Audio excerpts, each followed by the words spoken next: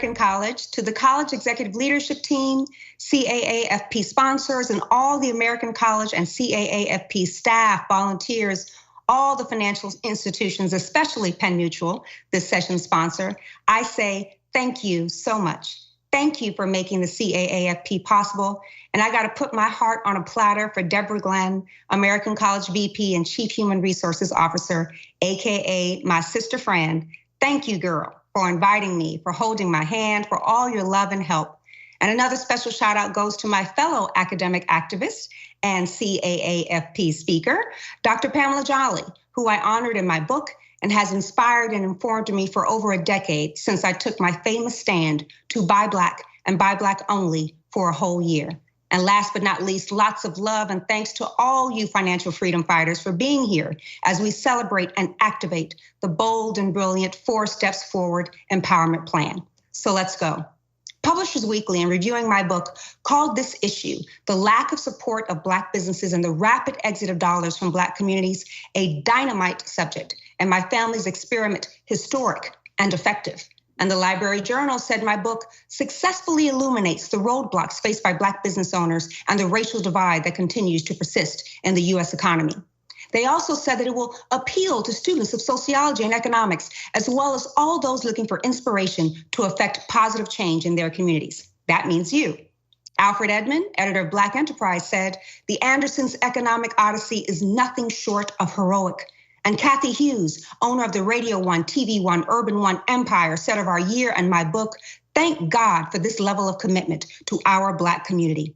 But we didn't create the empowerment experiment, then see it through. We didn't impose that sacrifice on our then 2- and 3-year-old little girls, too young to understand our purpose, too innocent to be forced into our audaciousness. I didn't put my babies through that for kudos or great book reviews. We did it to get here, to see you, share this with you, inspire you, and unite with you. We also did it because economic unity and entrepreneurial success is in our blood. It's our tradition, our history. But it should not just be history, the way of the past. It should be our enduring legacy. And until it is, it remains our calling and responsibility. Starting even before emancipation, Black Americans amassed great business power. The Black community built universities, churches, banks, insurance companies, grocery stores, hotel chains, drugstores, department stores, hardware stores, daycare centers, hospital systems, entire farming regions, Black-owned asset brokerages, all kinds of shops and professionals and contractors thrived. In the early 1900s, Black entrepreneurship was at its peak. So leaders like Dr. King grew up studying business, admiring business owners and leaders. He admired W.B. Du Bois and Carter G. Woodson and Booker T. Washington, titans of industry. Dr. King read Booker T's The Negro in Business as a young man. He met with business moguls like hotelier A.G. Gaston all the time, hung out with Cirillo McSween, who was the first Black insurance agent at New York Life. Then McSween converted his success as a financial professional like you into entrepreneurial success as an owner of several McDonald's restaurants, parlayed that expertise and success into empowerment and service by serving as a treasurer to the SCLC during the Civil Rights Movement. And he put his own money and the SCLC's money into Black-owned banks. This is what financial freedom fighters did for the Black community. When they called the meeting within hours of Rosa Parks' arrest, the professionals and entrepreneurs like you, lawyers, agents, pharmacists, grocers, barbers and bankers, publishers, the Black union leaders came to offer support. And during the boycott, when the marchers lost their jobs and businesses were burned down and homes were bombed and taxi drivers were jailed for giving rides to the boycotters and business leaders were lynched for leading the movement, the Black banks stepped in, the Black funeral homes stepped in. They built war chests for the lawsuits and the process to keep the attacked businesses afloat. They put insurance policies in place to rebuild the homes and the businesses and to cover the lost wages and all the death and destruction from the terrorism of the racists. Dr. King was not hoping for and hollering for a $10,000 sponsorship from GM or GE to pay the cost for or pave the way to our freedom. The civil rights movement was not brought to you by Madam C.J. Walker, the mother of the Black hair care industry and the first Black woman millionaire. She made those millions and then she enabled the NAACP and the National Conference on Lynching. A grocery store owner and an owner of a large printing company created the first branch of the NAACP in Mississippi. Those Black business owners led and funded the dangerous fight for the vote there. And when they won that fight, their names were the first ones on the voter rolls. These business owners. Back then, African Americans were making their own way, backed and inspired by the business owners, finding and forcing and funding our freedom on our own. Hundreds of millions were created and recycled by and in the Black community. The dollar would stay in the community for 3 years or more before integration. Unemployment was at the same level as that of whites and sometimes lower than that of whites nationally from 1880 all the way through 1940. Lower because Black people employed each other in our self-sustained and vibrant neighborhoods in Tulsa, Durham, Tampa, Louisville's Russell neighborhood, Sistrunk Boulevard in Fort Lauderdale, Bronzeville in Chicago, Harlem, Auburn Avenue in Atlanta, Magic City in Birmingham, Lincoln Avenue in Cincinnati, and so many more. Black neighborhoods signified genius and greatness, soul and success, elegance and entrepreneurial excellence. And that's why the racists and supremacists so vehemently and violently resisted the success of the Black business and financial communities. Over 90% of the thousands of lynchings of Blacks that happened during Reconstruction and Jim Crow were of business owners. Terrorism, when that area they called Black Wall Street in Tulsa was bombed, then burned by racists, white crowds watched the destruction of that vital community and called it a Negro barbecue. I told you about the business owners who launched the NAACP in Mississippi, Mr. Lee and Mr. Quartz, a grocer and a printer, and they registered hundreds of Black voters. For that, those two business owners were threatened, but they fought on. They fought on for us, for me, for you, Deborah. Lee, grocer and a reverend. For that, he was shot and killed. Killed. A reverend, a good man, a great American. And Mr. Quartz, he was shot too, but he lived. Then the local white banks, they stopped lending to him, and the local white gas stations, they stopped servicing him. See, when the racists couldn't kill the business owner, they tried to kill the business. But hear me, Quartz and other wealthy Blacks started pulling money in the community so that they could purchase their own gas station, and they did. And Quartz survived, and his business thrived, and he kept supporting the NAACP, and he kept fighting for the vote, and Black people in Mississippi were able to vote. Americans were inspired and enabled to vote because of Mr. Lee and Mr. Quartz and so many more like them. Bottom line, as I close this history lesson, Black-owned businesses helped make life better for tormented Black Americans when racist systems would not. And Black entrepreneurs made America better when racist structures could not. It's time to do that again. It's your time to insist on and inspire economic empowerment and justice, financial fortitude and freedom, and defy, decry, and deny the structures and systems that breed racism and inequality. Let's unite economically like they did and fight for an America, Dr. King's America, with all kinds of people shopping at a retailer or a grocer started by a Black family, like Mr. Lee's family. In King's America, all kinds of people are looking for Black franchises and consumer brands, companies and designers and growing Black family-owned global conglomerates. And depending on our expertise and professionals like you, banking with us, staying in our hotels, just like we do everyone else. Let's unite economically, all of us, for an America where an already broken and bereft Black neighborhood is not the only place where every other ethnic group and majority enterprise can set up shop and thrive while Black people suffer. How about an America where equality is manifest in thriving Black-owned businesses in Little Italy and Chinatown and Koreatown and Greektown and downtown and the North Sides and the affluent, predominantly white suburbs? Why not? Their businesses thrive in our neighborhoods. An America where it's not a ridiculous notion to a Black child that someone like her can own a grocery chain or a drugstore, that her parents can pay for college and pass on a big house and a big business, that the toaster her mama buys at Walmart or the paint her uncle got from the Home Depot was made possibly by a Black family company, where that Black child can go to the corner candy store or bakery and see an owner who looks like and looks out for her. An America where middle-class working Black families and Black-owned businesses and storefronts and professionals are welcomed, a draw, not a deterrent or a disturbance, in burgeoning, beautiful neighborhoods. I'm fighting for that America for 12 years now, before Trump, before George Floyd's murder. It's been 12 years since the empowerment experiment, my family's public stand and study to buy Black only for an entire year. You know our stand and sacrifice made headlines, front pages of the Washington Post, Chicago Tribune, LA Times, New York Times, major segments on CNN, C-SPAN, CBS News, MSNBC, Fox News, ABC News, BET News, Tom Joyner, Black Enterprise Essence, countless TV and radio shows, newspapers and magazines. We touched millions all over the world. Then I wrote my book, Our Black Year, which is a tribute to our country's Black business history and a detailed account of our year. Kellogg at Northwestern, one of the best business schools in the world, completed a landmark study based on my family's receipts and the data we collected. That study proved that close to 1 million new American jobs could be created if just some of us were to make small sacrifices and changes to buy Black.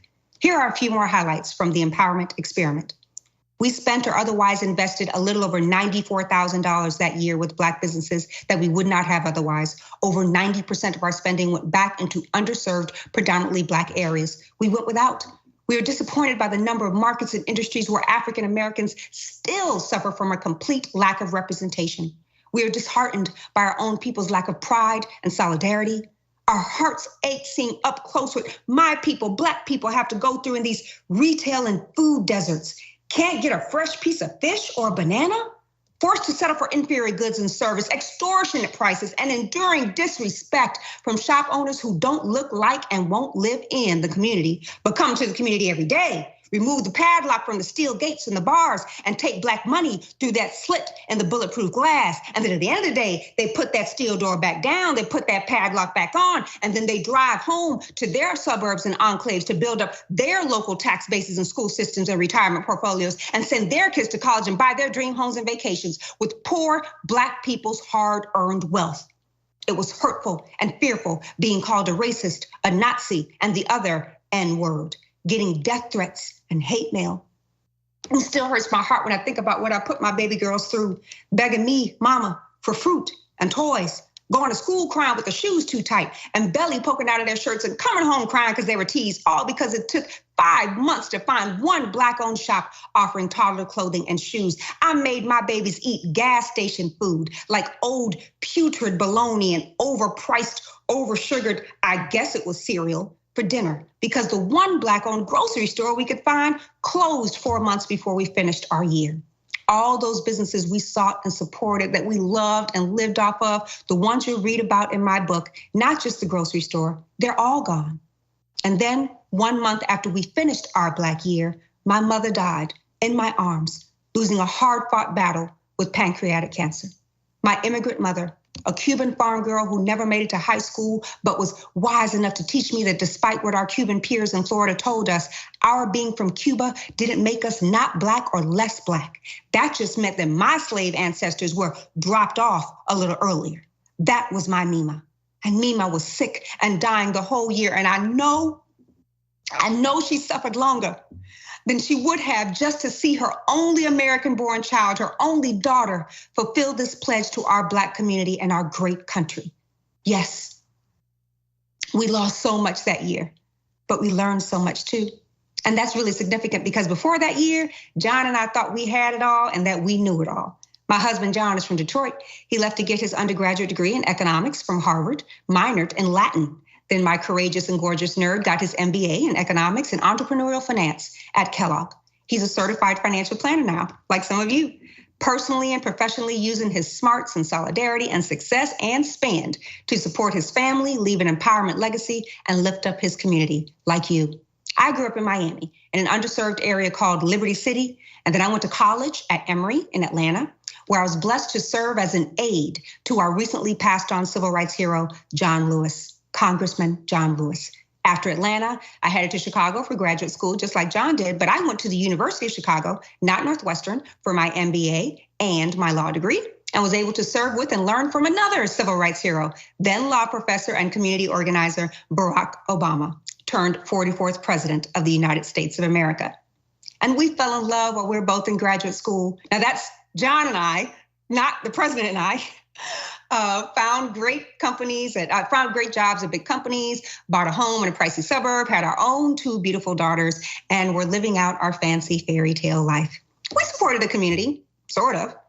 We were active in the youth ministry at our Black church. John's a mentor with 100 Black men. We voted Black. We hurt when Black people got shot on the South Side. We got happy when Black folks were nominated for awards and the Black coach made it to the Super Bowl. We're teaching our daughters to love themselves, their God, their neighbor, their country, and their skin. We were Black, just not buying Black, just like so many most proud Black people, but everything else very, very Black. Well, Black-ish. Y'all know what I mean. But hey, we tithed every once in a while. We donated to the UNCF. Wasn't that enough? Philanthropy is commendable, but it must not cause that philanthropist to overlook the circumstances of economic injustice which make philanthropy necessary. Dr. King said that. So what are those circumstances of economic injustice and what are we supposed to do about them?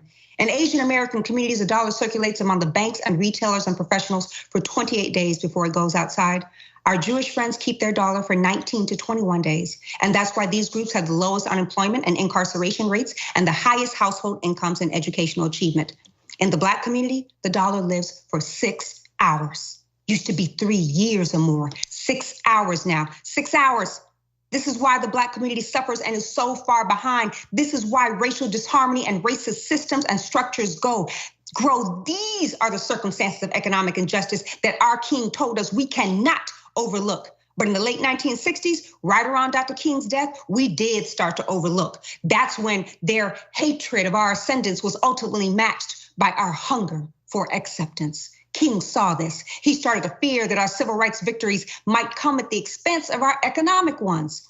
After the bus boycott, after the March on Washington, the Voting Rights Act, after integration, when most of those bombs and fires and lynchings and terror dissipated, our economic solidarity and our entrepreneurial spirit dwindled as well.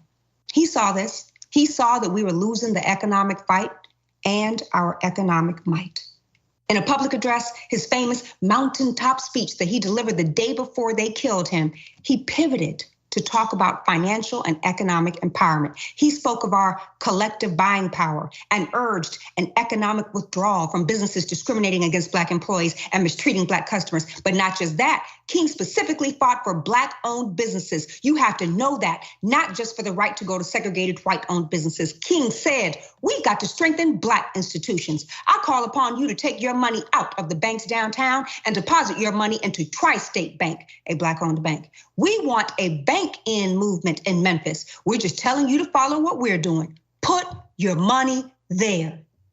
He said that, and we didn't. Instead, it became fashionable to abandon the Black-owned banks and businesses to show and prove that we were good enough to buy from the businesses once denied to us. Within 20 years after we lost Dr. King, 85% of our over 120 Black-owned banks disappeared. The bank Jackie Robinson built so that Black families can get mortgages and Black entrepreneurs can get business loans. Freedom National Bank, gone. We celebrate Jackie, we celebrate King when we talk about great American racial progress, but the banks they built and fought for, the banks that helped them make that progress, are dead. In the 1930s, grocery stores represented the largest category of Black-owned businesses. We had 6,400. When Kellogg did the famous study based on my family's experiment in 2010, they could only find evidence of 8 to 12 groceries owned by Black firms in this country. That's terrible for Black people, for America. In Philadelphia, in a predominantly Black area there, for example, over 90% of the businesses there are not locally or Black owned. And that's what's happening all across similarly situated Black neighborhoods across America. You know that, Dr. Jolly, you've seen that in Philly. You know it's not right. Black beauty supply stores in Black neighborhoods with 100% Black female clientele, less than 3% across America are owned by Black people. These are facts. And not just the banks, the grocery stores, and the beauty supply stores. We lost Black hair care too. The one industry birthed by the Black community, belonging to us, celebrating us, sustaining us, helping us, especially Black women, thrive and achieve the American dream. In 1986, again, less than 2 decades after King was murdered, Irving J. Botner, who was the CEO of Revlon, he was asked about competition from Black-owned firms in the Black hair care industry. And Botner said this to Newsweek, in the next couple of years, the Black-owned businesses will disappear. They'll all be sold to white companies. The Black-owned businesses will disappear. He was right. Sport and Wave, Les Jam, Carefree Curl, Strength of Nature, Cream of Nature, Dark and Lovely, Smooth and Shine, Dark and Natural, Stay Soft Fro, Carol's Daughter, all owned by L'Oreal, a French company owned by Liliane Bettencourt and her family. Lillian died in 2017, the world's richest woman. How do you think she got that rich? Why? Because by 2000, L'Oreal owned all of the largest Black hair care companies. And a couple of years ago, Dutch-owned Unilever put the nail in the coffin when they bought Nubian brands. That's all the Shea Moisture products. Sisters, y'all know what I'm talking about. All these brands and companies are no longer Black-owned. And the fantastic Black-owned companies we do still have can't get into the big retailers because the L'Oreals and the Unilevers edge them out. Less than 5% of the Black hair care section represents Black-owned companies. And I'm fighting this unjust lack of ownership, representation, and transparency in the Black hair care industry. We can talk about that later. The point is all those jobs, businesses, dreams, all those billions and billions and Black intergenerational wealth and entrepreneurship from our Black hair is gone and no one even cares. Why? That's what Botner wanted. That's what he promised and planned for and predicted. Our own Langston Hughes also predicted what would happen without economic unity. He wrote this poem called The Ballad of Booker T. The tallest tower can tumble down if it not be rooted in solid ground. So being a far-seeing and practical man, he said, train your head, your heart, and your hand. Your fate is here and not afar. So let down your bucket where you are. Put your money there, Dr. King said. Let down your bucket, Langston said. So I pour into my bucket every day. My coffee, my home alarm system, my dry cleaner, my pediatrician, dentist, neurologist, optometrist, my reading glasses, John's contacts and his glasses, our wine, our vodka, our whiskey, our pizza, our popcorn, our seasonings, our sauces, Patty's sweet potato pies. Patty, you gotta get those pies. Our nightclubs, John's dress shirts, his shave cream, his suits and ties and cufflinks, all my makeup, my perfume, my skin and hair products, the restaurants we go to, coffee shops, my girls' orthodontist, my girls' dermatologist, John's chiropractor, my financial planner, investment advisor, and insurance agent, of course, all my designer purses and shoes, my nail salon, my spa. What else? Oh yes, my mortgage, all Black owned. This is how I live my life. I'm not some depressed and overworked activist because I have to look for Black firms because I'm focused on my financial freedom. Once I let my bucket down, that part is not as hard as you think. And here's the ticker. Are you ready? Here's the ticker. I'm still fly. I'm still fly. And yes, these sunglasses come from a Black company. I'm still fly and I buy Black and I let my bucket down every day. It's not that hard. It's not too late. You just have to try. You just have to care. Am I asking too much? Did King ask too much when he urged us to strengthen Black institutions? Did Langston ask too much when he asked us to let our bucket down? Am I wasting my time today? Because companies like Hennessy, with over 80% of its US revenues coming from the Black community and no Black distributors, no significant advertising in Black-owned media, no accounts in Black-owned banks. With that kind of money, there should be Hennessy hospitals in Harlem. There should be a new chemistry lab at every HBCU. And Hennessy should have funded the new CAAFP, Let Down Your Bucket 4 Steps Forward, investing in our community, Black entrepreneurship and empowerment, business diversity, financial freedom, research and action center. And I should be teaching at it. Seriously though, 80% and not even a supplier diversity program. Hennessy is thriving while Black communities, their consumers communities are under attack and falling apart. But no one talks about that. No one asks for, does, or demands better. And because we don't ask and because we don't talk about it, we don't take the next step and let down our bucket for Heritage Link Brands, a wonderful Black-owned wine company owned by husband and wife, Harvard MBAs, Kari and Selena Koof.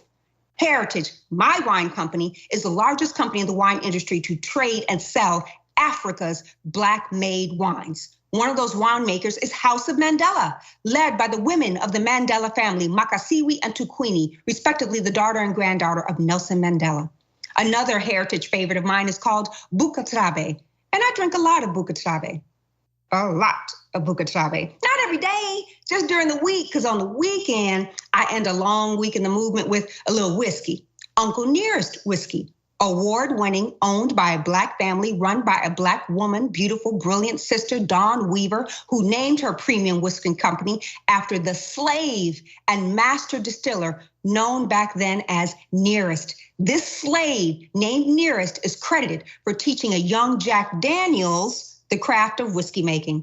Now, Sister Weaver honors Nearest, represents and reinvests in the Black community with her success, even as she faces unfair, utterly racist treatment in the tight-knit liquor and hospitality industries. So every day, I drink that Bucatrabe wine or that Uncle Nearest whiskey every day.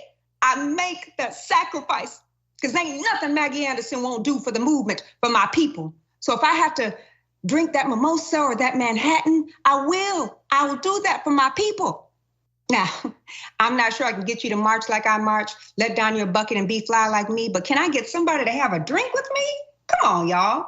Let me show you what we can do. Some of you are new to this issue and this movement. You came in after you saw the rise and rule of racism in 2020. You have the best intentions and you want to do the work, and I like that. But you can't just jump in the movement by saying the right stuff, donating some money, making the grand program and promises, and presenting this ridiculously awesome, world-class, incredibly powerful keynote speaker. That's great, but it's not enough. If you want what we want, you have to open yourselves up to the hurt and the hypocrisy, the lies, how much has been lost and taken from us. You gotta wade around in here and feel some of this pain. See what it's been like for the Black people who are probably nowhere near this session today. The ones who we never engage but claim we want to empower. Them. We have to go to them and appreciate their pain and then apologize. See their truth and then plan for progress from their perspective. The promises are not enough. The promises don't value the struggle of these Black professionals in the CAAFP, like my own husband. Honest, hardworking, giving, genius, and gifted. A true American success story. Those promises don't respect and meet the struggle my husband faces to thrive as a Black entrepreneur and simply survive as a Black man. The perfect promises, the grand goals, they help the PR, but they do nothing to address the pain. American College, financial institutions supporting this conference, are you ready to ask the big corporations you represent and serve, your big clients and partners, about Black firms and entrepreneurs they do business with? Are you ready? Are you ready to do more to bring more Black businesses into your own supply chain? And I'm not talking about using a Black caterer for the next breakfast meeting. I'm not asking for Black lives or Black businesses matter statements on your websites. All that's nice and necessary, but at the same time is ceremonial and cursory. It whiffs of charity, not change. Pats on the back, not progress. Are you ready? Are you ready to really be our partner in progress? Because together we can do it. We can honor Mr. King and Mr. Lee and Madam CJ and John Lewis and George Floyd. We can redeem their blood and brilliance with 4 steps forward. And by making sure we are doing business with the Black community, personally, professionally, institutionally, systemically. Then we'll celebrate together with some Uncle Nearest. I got plenty right here. I'm just waiting on you. So are you ready? Because we really want to know. I'm asking on behalf of the Black financial professionals and the Black consumers, especially the sisters who are ready to come together and show some economic unity. We're ready. Are you? Are you ready to admit and proclaim that it's unfair that African-American consumers and communities account for over $1 trillion in buying power, yet most of our communities lie in ruins? Are you ready to join our agents in changing that? Be ready. Recognize that Black firms, professionals, and entrepreneurs like these outstanding men and women in the CAAFP are the greatest employer of Black people. Appreciate that fact. Accept that these agents provide jobs and role models that cannot be provided otherwise. Understand that the unemployment will go down when these agents' numbers go up. And guess what? When their numbers go up, so do yours. But you got to work to make that happen. Can't just wait on or wish for that to happen. Okay, now for my brothers and sisters, my African-American financial professionals, I'm talking to you too. You have to lead the way because the onus is not on these big companies or American College to make change happen. So the question for you is, are you ready to compel the change, inspire the investment, fight racism, not with protests, but with your buying power and your individual success? Okay, protesting is good, it's great, but we must stop fighting racism with our protests, then enabling racism with our purchases. Y'all ain't hear me. We gotta stop fighting racism with our protests, then enabling racism with our purchases. You can keep that one.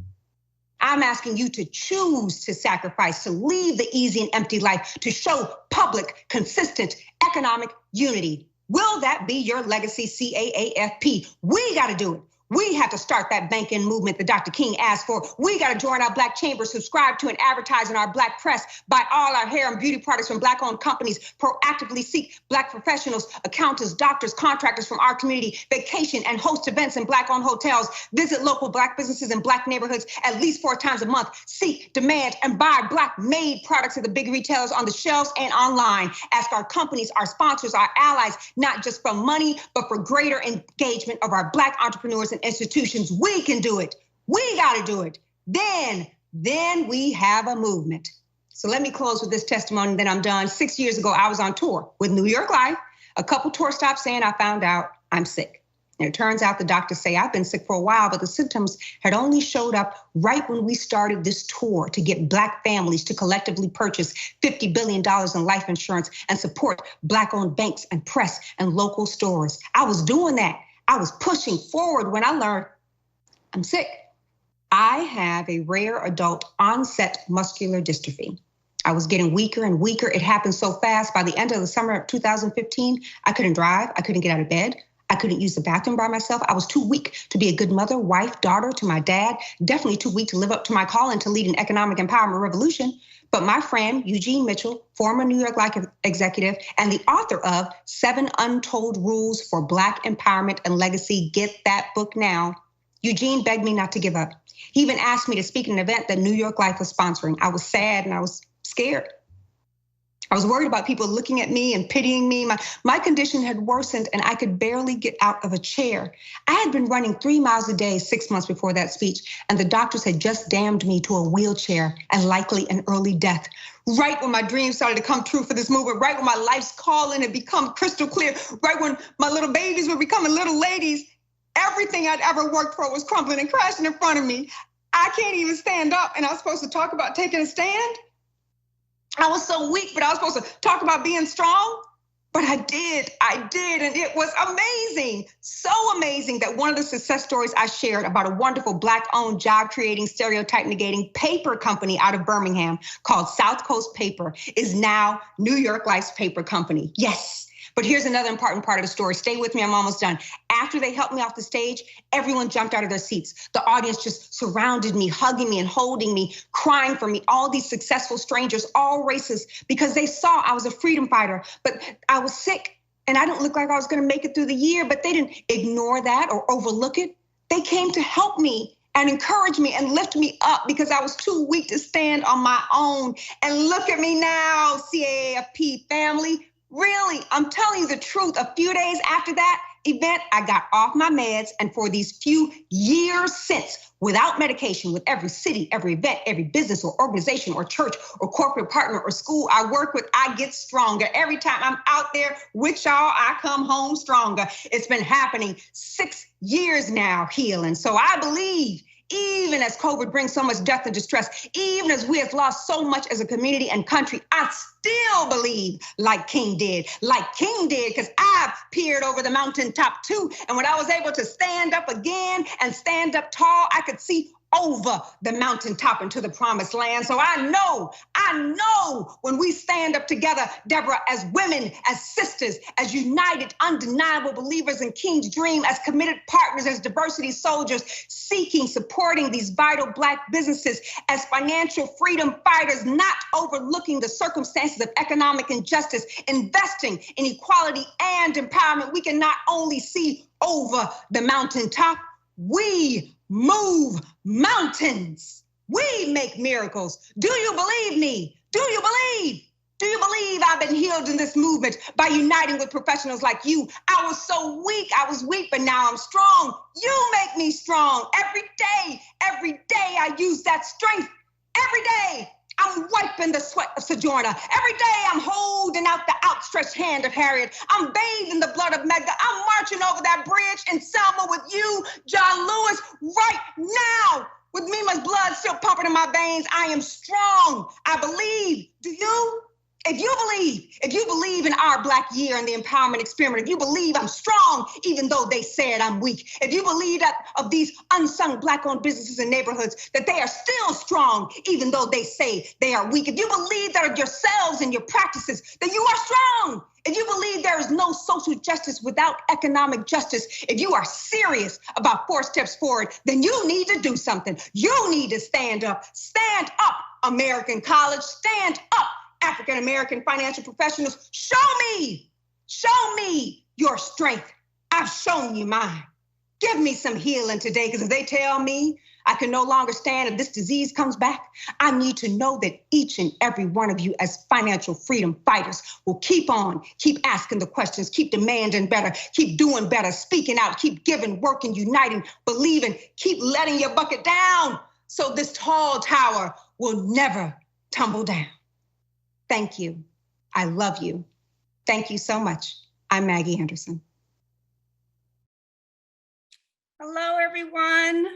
I so wish I was with you in person and we can just hug, but please accept this virtual hug from me right now. I love you all, and thank you so much for listening to my story. I would love to spend a little more time with you and take on some questions. Looks like we already have some. So if you don't mind, I'm going to go ahead and get started with a couple of questions that you already gave me. And if we have time, we'll take on a couple more. So someone asked, and this is a question I get a lot, what is the biggest challenge while I was using only Black-owned businesses? So first thing I need to make clear, I still live this life.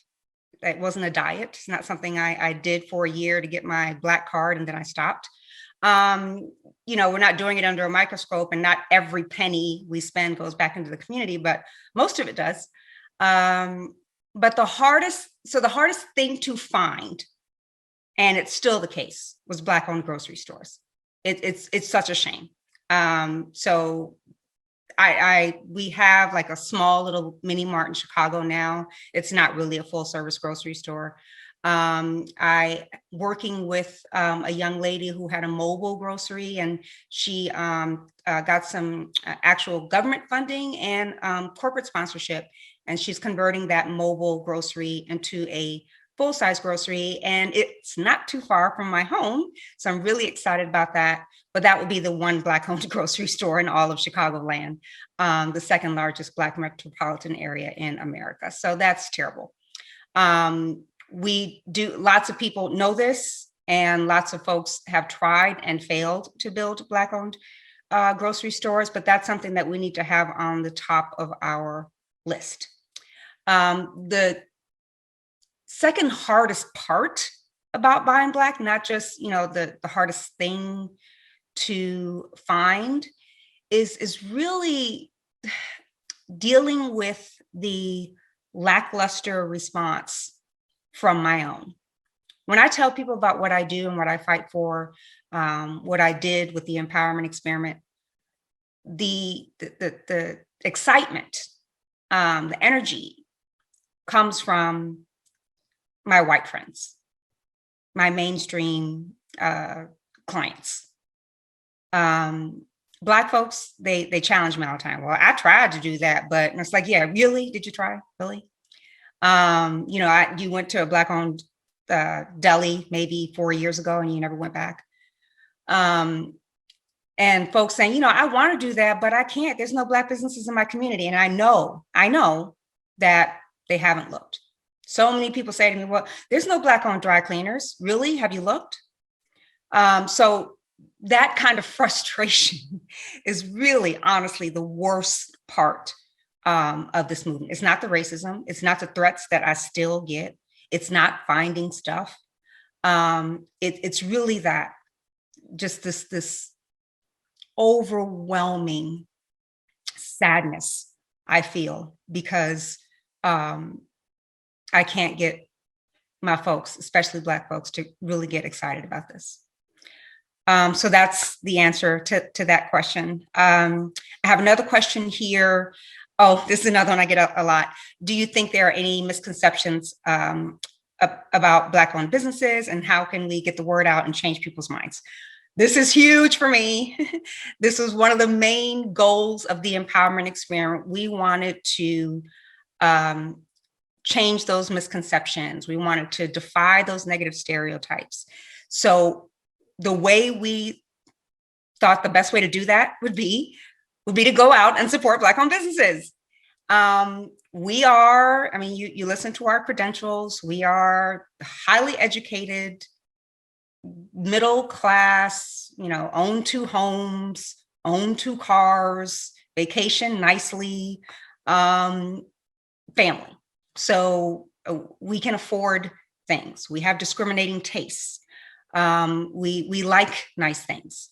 So more people like us with our tastes, with our lifestyle, with our life experiences, go out and support and engage Black firms and professionals and buy Black made products and showcase those products and talk about those stores and those merchants and those professionals we engage when we're at conferences like this, and when we're at church, or when we're just hanging out with our friends, or martini time with the girlfriends. That's how we defy the negative stereotypes. Those stereotypes exist not because Black businesses suck. Those stereotypes exist because Black people are the hardest on Black businesses and dog Black businesses out more than anyone. So we have to stop doing that. We have to stop working from the assumption that a business is going to be bad.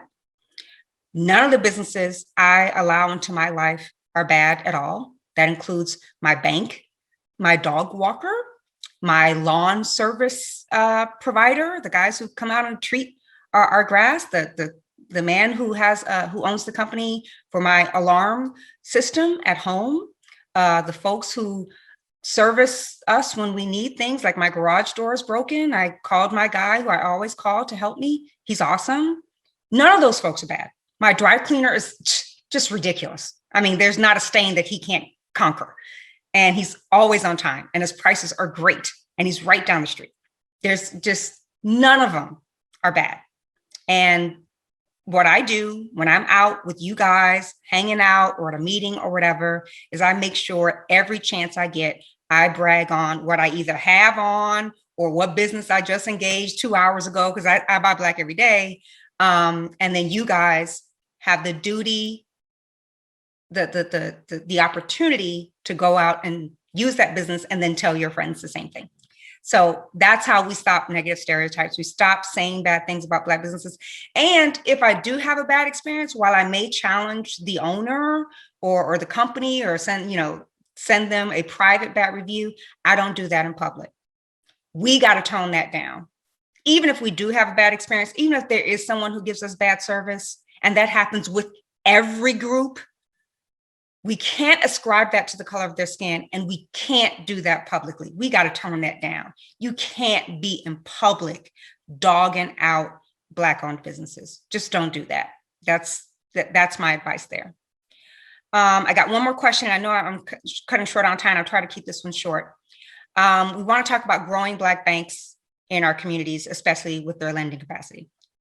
So the sad part about our Black banks, yes, is that lending capacity. So I have 2 mortgages, and both of them are with Industrial Bank, one of our best Black banks. They've been around for 80 years. They're headquartered in DC. Please bank with Industrial. I know the family personally. I know the owners. I know everyone in every branch. They're awesome. And they do invest in the Black community. They're giving Black families mortgages they can't get otherwise, and Black businesses business loans that they can't get otherwise. They provide scholarships. They're just awesome.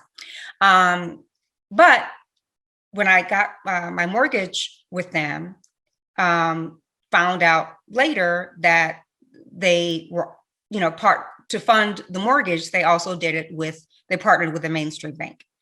So it's good that I have a mortgage with them, but they're not getting all the benefit from that mortgage. And the way that they can have a better lending capacity is that they have more assets under management. And the way they get more assets under management is for you Black people to open accounts in Black banks. I have money in Fifth Third. Okay. Maggie Anderson, Mrs. Buy Black America, has money in Fifth Third, but I also have money in Liberty Bank, an Industrial Bank, and One United Bank. And like I said before, I'm still fly. There's nothing different in my life at all, except that I have a few more cards in my wallet. That's it. That's it. And it takes 5 minutes. There's no reason. No one's stopping you. No one has their foot on your necks right now, stopping you from opening an account with $2,000 at One United Bank. You can do it right now online, One United Bank. There's no reason. And when you get on the bank's website, you're going to see a beautiful sister draped in an American flag with her fist in the air, showing that we are America too. We want to build America too. And we are proud to be American, and we are proud to be Black. Their mission and tagline is reinvesting in the Black community. And you all don't have money in that bank. We have to have personal accounts in Black banks. That's the first thing. All of us just need to have like at least $10,000 in Black-owned banks. And if you want to keep your money, you have a good relationship with your bank, absolutely. I don't have a problem with those banks. But you have to have money in a Black-owned bank. You can't be Black and proud and not have an account with a Black-owned bank. My foundation's account, the Empowerment Experiment Foundation, when you buy my book, and I need you to buy my book from me at ourblackyear.com. Do not buy my book about buying Black from Amazon or anyone else, either me or go to your local Black-owned bookstore. Please don't forget that. Please don't say that you love me in this chat and then go give your Black money to Amazon and none of that money comes back to us. And I promise you, none of it will get back into the community. So sorry about that digression, but please buy my book from ourblackyear.com. But my point was, my foundation, the Empowerment Experiment Foundation, has our commercial business account with Liberty Bank. So the money that you spend buying my book or donating to my foundation goes straight into Liberty Bank. My point is, you should have a personal account with the bank. Just take $5,000 out of your account at so-and-so bank and put that into a Black-owned bank. Then for your business, or if you have a foundation or something like that, we need to have commercial accounts with our banks too. And number three, very important, number three, these mainstream institutions that you work for, and I love them all because you're sponsoring the CAAFP, you need to ask them to open an account at Black banks. If they are really serious about this, $500,000 from Truist, that's amazing. And I love Truist. I love Truist Bank. But we need to, if we're really talking about empowerment and we're really talking about 4 steps forward, we need to make sure that we put money in Black community banks. They are the biggest engine of growth historically and today, and will be in the future for struggling, predominantly Black communities, because they're there, they know what the people need, and they've been doing it. That's why they exist. So please make sure you do that. You can go to, and I know the next question is going to be, how do we find these banks? How do we find these businesses? First of all, you can contact me via my website, ourblackyear.com or authormaggieanderson.com. But I do have like my top 10 tips to find Black-owned businesses. So Black-owned hotels, Black-owned McDonald's, Black-owned your hair care products. I have the Black-owned hair care challenge. All these banks, all of that I have on my website. Go to my website, buy the book, look at my top 10 tips to get you started on your new empowerment experiment lifestyle. I'll call it 4 steps forward lifestyle. And make sure you, if you want to support our foundation, we really need your support. It's just kind of just me and John out here. We need your help. It is a 501c3. Let me see if we have any more time and any more questions. Oh, okay. I'm being told that I have to wrap up. Someone asked me about a Black Business Directory really quick. There are some, but right now, the best way to find Black-owned businesses is really to Google what you want and Black-owned. So seriously, Black-owned vitamins. The other day, seriously, I was like, you know what? I don't have a Black source for my vitamins. And there will be, I promise you, some article from someone, it could be a Black source or not, 20 Black-owned vitamin companies that you didn't know of and you should support. Black-owned, this is how I found my dog trainer, Black-owned and dog trainer, Black-owned and dry cleaner. So that's really been a fantastic way to find Black-owned businesses. But I do have my favorite directories, my favorite kind of just tips to find Black-owned businesses. All that is on my site, authormaggieanderson.com and ourblackyear.com. I'm going to ask CAAFP, who's running this session, please put those websites into the chat so that folks can find these businesses, support the foundation, and get the book. ourblackyear.com and authormaggieanderson.com. The last source is your local Black chamber. Do not forget your Black chambers. They have vetted these businesses. They know the best local businesses. My favorite chamber is the US Black Chamber, so usblackchambers.org. They have a directory of their membership and other Black businesses. So that's a great tip for you, usblackchambers.org. I think I have to wrap up, guys. Again, virtual hug. I'll see you on my website. It was such an honor and blessing to be here. Please, y'all, let's fight back by buying Black.